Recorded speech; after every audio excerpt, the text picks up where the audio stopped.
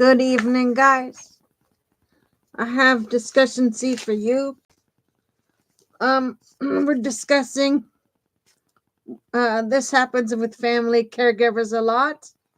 One won't release, one won't let go of caregiving and share the responsibilities. So I'm going to go through that tonight for you for C. So please join me for tonight's discussion C.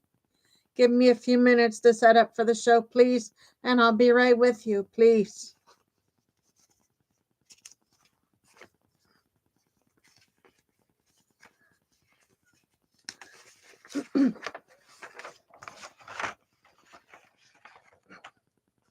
Set up my notes, guys.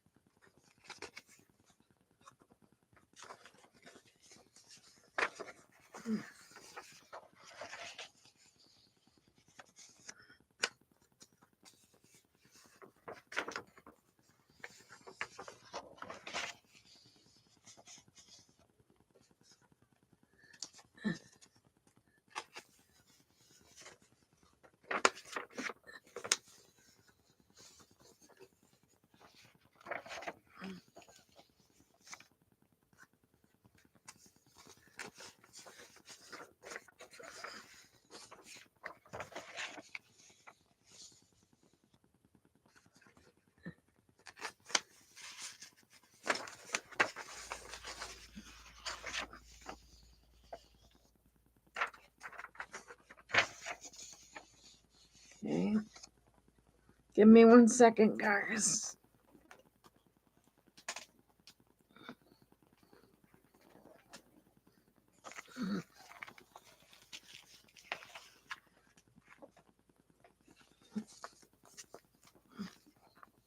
Okay.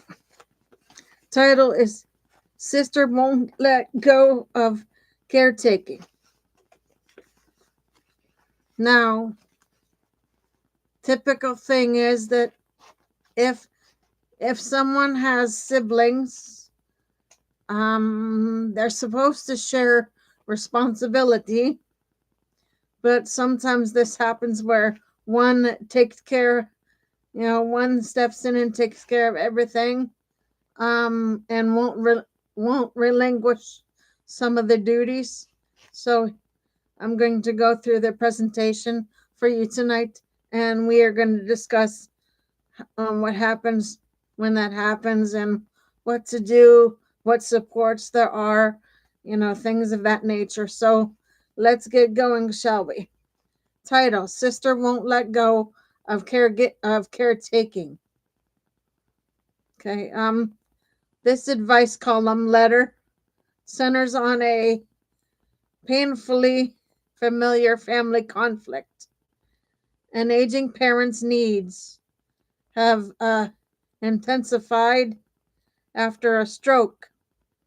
One sibling has taken on the bulk of hands-on caregiving, and now the emotional, logistical, and physical strain is showing.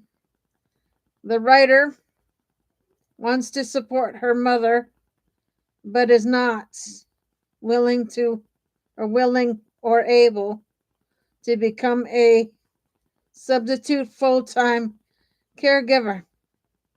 She's asking how to communicates.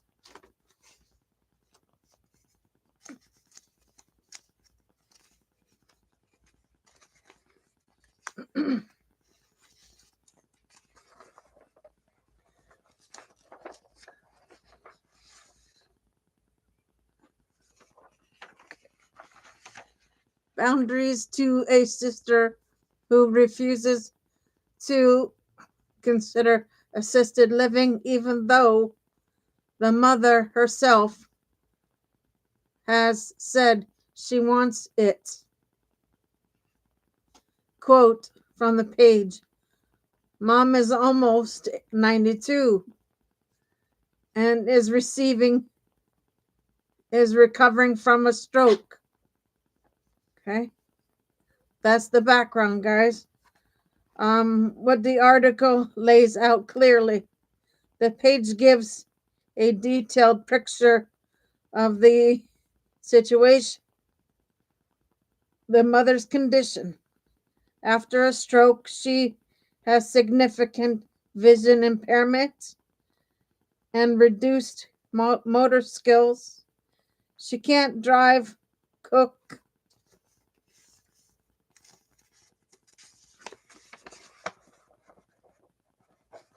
safely manage hot items, or bathe independently.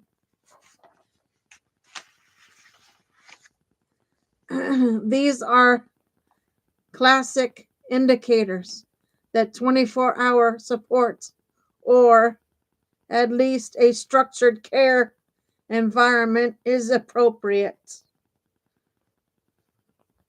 The current caregiving setup. One sister has moved in with mom and works remotely. She handles transportation, meals, errands, and daily oversight. A home health aide comes twice a week for bathing and light chores. This is a heavy load for one person, especially without predictable respites.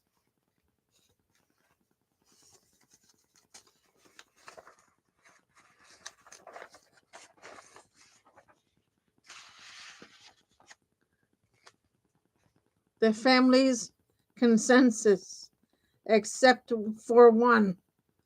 Most siblings agree that assisted living with nursing support is the safest, most sustainable option.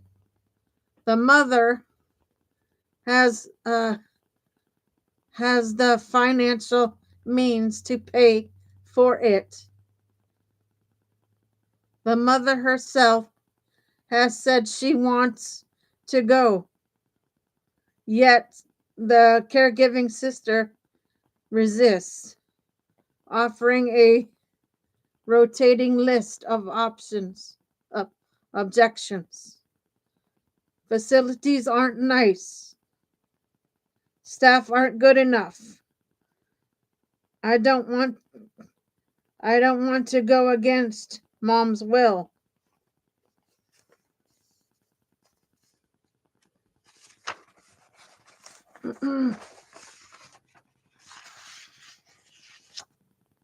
We need a place with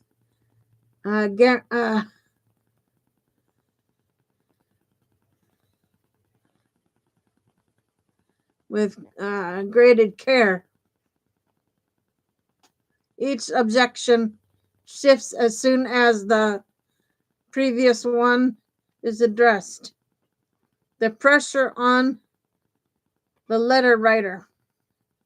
Because she is retired, the caregiving sister assumes she can simply snap her fingers and summon her for month-long relief shifts.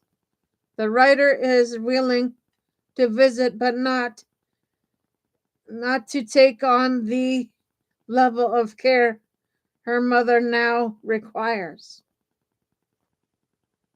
the deeper dynamics the column is surfacing.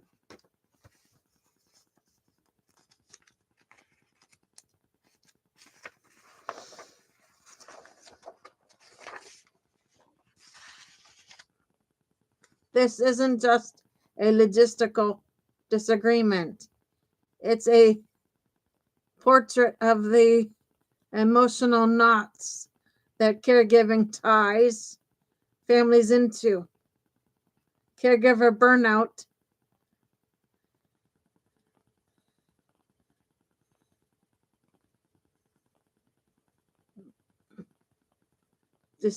distinguished as control. The caregiving sister is exhausted, lonely, and losing her own life, yet instead of acknowledging burnout, she doubles on control, insisting she can do it better, resisting outside help, and shifting the goalposts whenever assisted living is mentioned. This is extremely common. Control becomes a coping mechanism when someone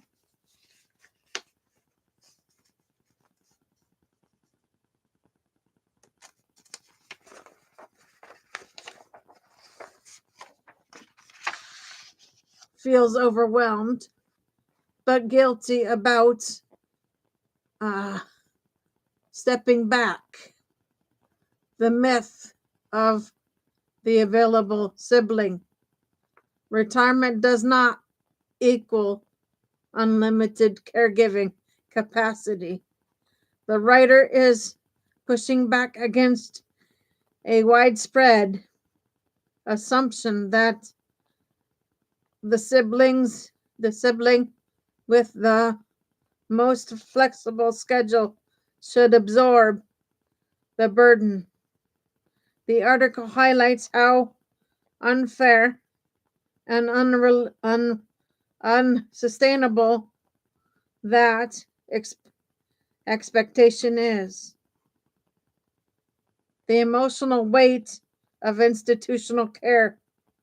Even when assisted living is appropriate, families often struggle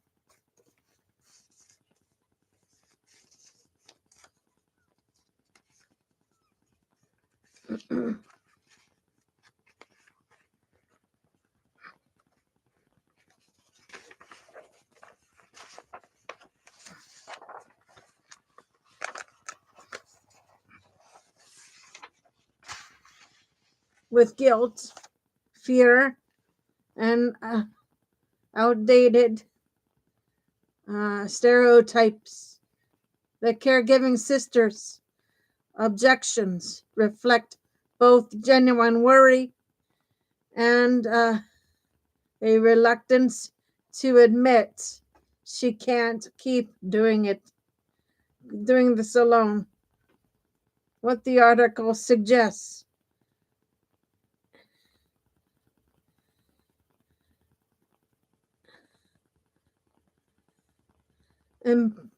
implicity and explicitity about next steps. While the column doesn't describe or prescribe a rigid solution, it points toward several practical, compassionate strategies. Acknowledged the caregiving sister's sacrifice while naming your limits.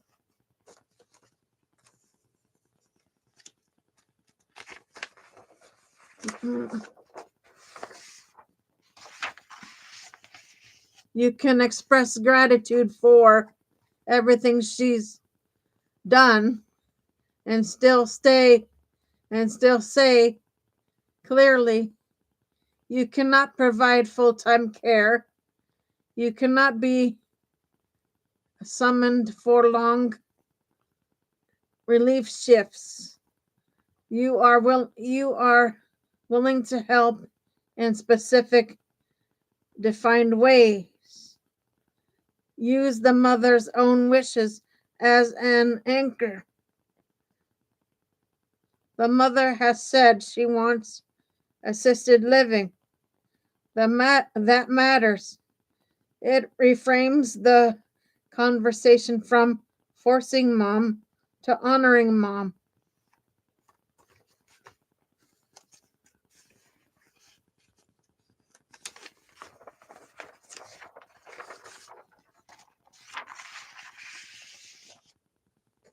Shift from emotional arguments to concrete planning.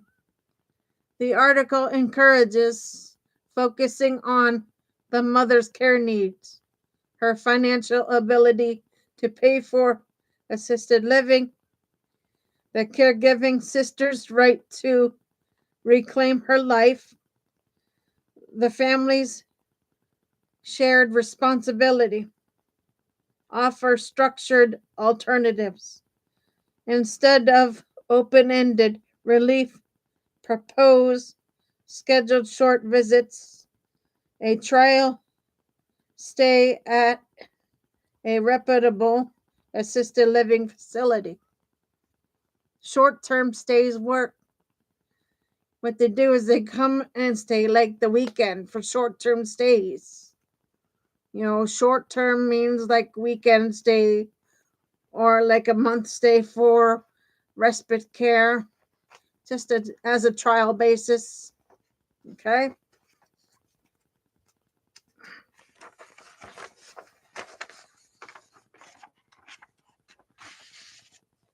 A care manager to coordinate services,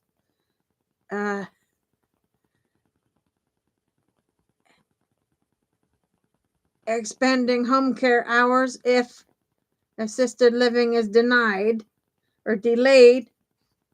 These options reduce the caregiving sister's fear that she's abandoning mom while also preventing the writer from being pulled into an unsustainable role. The column is written to validate the writer's frustration while gently illuminating the caregiving sister's emotional bind. It's not about blaming.